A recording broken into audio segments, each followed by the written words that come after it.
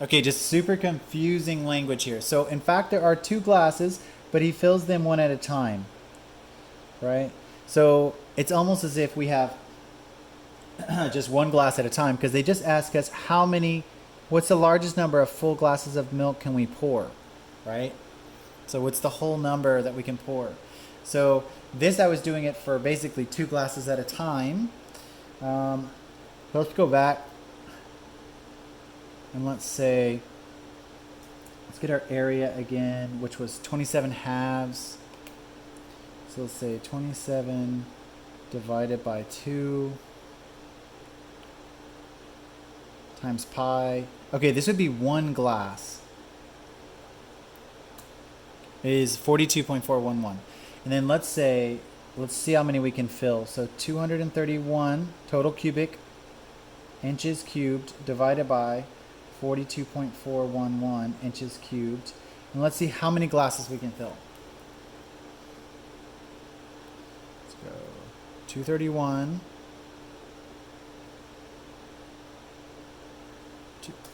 231 divided by 42.411.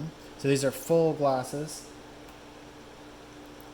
So now we can fill 5.44 glasses. Now they say, what is the largest number of full milk glasses? So this is incredibly tricky. So they mean round it to that whole number. So the answer of full milk glasses would be C, 5 of them. So this one is particularly detailed and confusing. Almost done with these tricky questions. So if 3p minus 2 is greater than or equal to 1, what is the least possible value of 3p plus 2? Okay, interesting. So we just need to solve for p. Let's play around with that idea. So 3p plus 2 would be greater than or equal to 3. And p is greater than or equal to 1. So if we plug that in, right, we would get, what is the least possible value for this? Interesting. We can just leave it like this. 3p is greater than 3.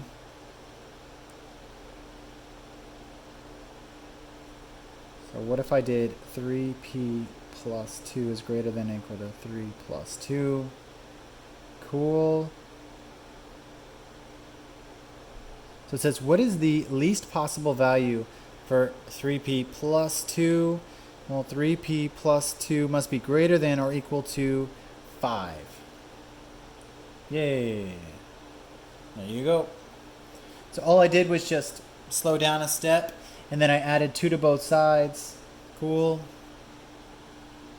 And so I got the 3p plus 2 must be what? Greater than or equal to 5. Okay.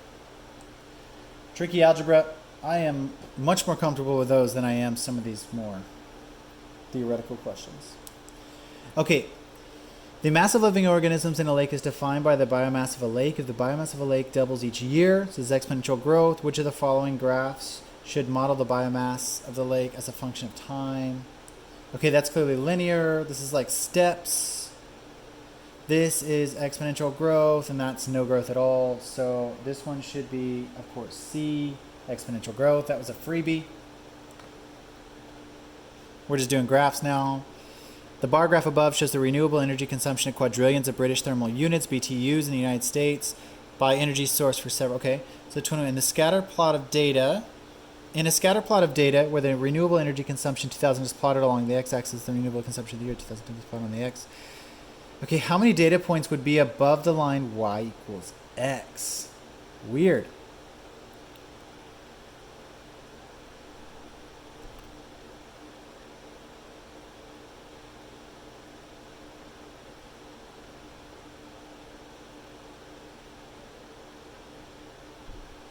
So they only want it for 2000. So they only want these little guys.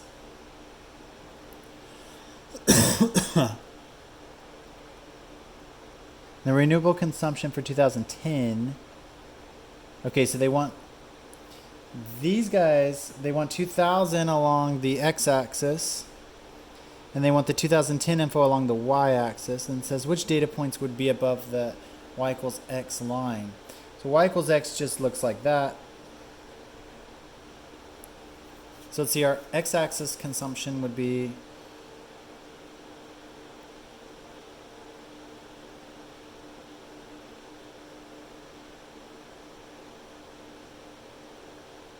this is like what?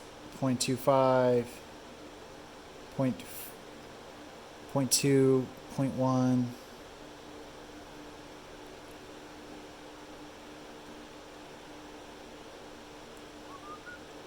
This is a toughie. This would be one to skip or make a really good guess on. It says how many of these guys would be above it.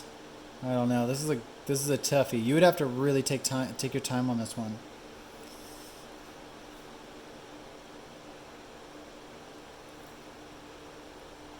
I mean, clearly I'm seeing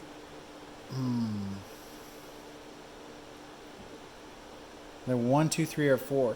So clearly I'm seeing 1, 2, 3, 4, 5 here that are quite large that could possibly cross this line going across here. Remember, it's not exactly this. It's more complicated than that.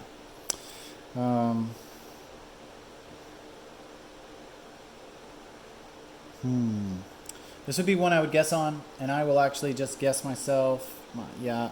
And the answer is 421 is C. So I would have to sit there and think about that. So on that note, I'm going to jump off of these multiple choice questions and come back if I have time. And I'm going to move on to the free response questions. These are a little strange. I'm going to glance as we go if there's anything that we could possibly do. Here's some geometry. So number 24 was geometry based.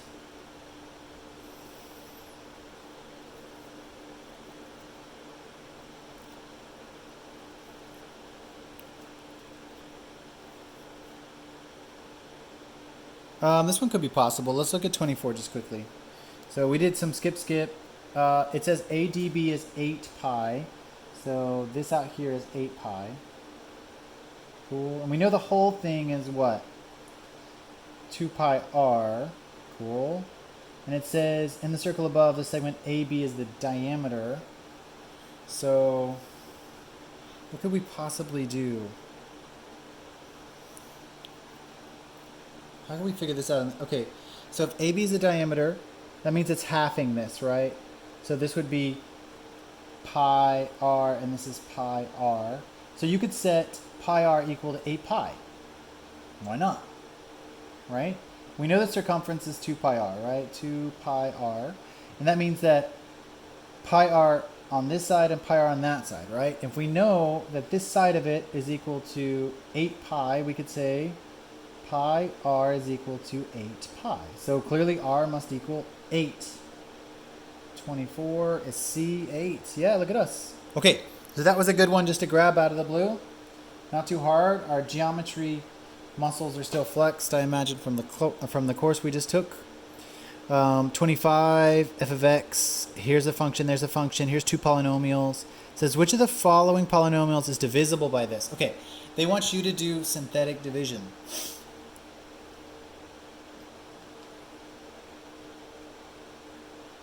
Okay, so that's one we would probably skip.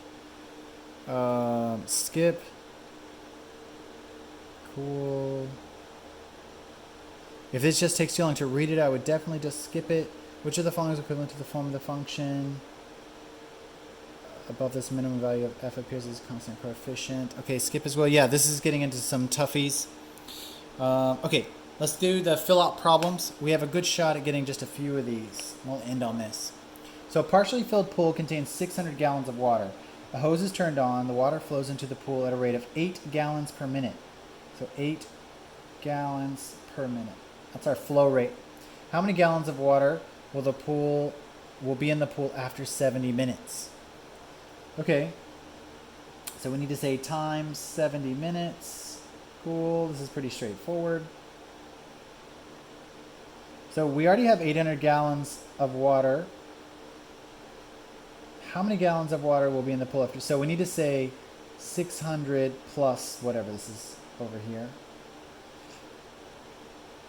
So 8 times 7 is 56, so 560. So I'm guessing here this would be 1160. Yep. Okay, so 31 is 1160, and those are gallons. So we just added our initial value, initial 600 gallons, plus our new one of this pump flowing into the pool. 32, a normal systolic blood pressure, P in millimeters of mercury, in adult male, X years old, can be modeled by this equation. According to the model, for every increase of 1 year in age, by how many millimeters of mercury will the normal systolic blood pressure be in adult? Okay, so if we increase of 1 year of age, so X years, so let's do this. P equals X plus 1 plus 220 over 2. So what can we do here? Well, we need to see how it affects the whole system. Oh, sorry. And let's just pull this off. So let's say X plus 220 divided by 2 is our original thing. And we need to pull this guy out.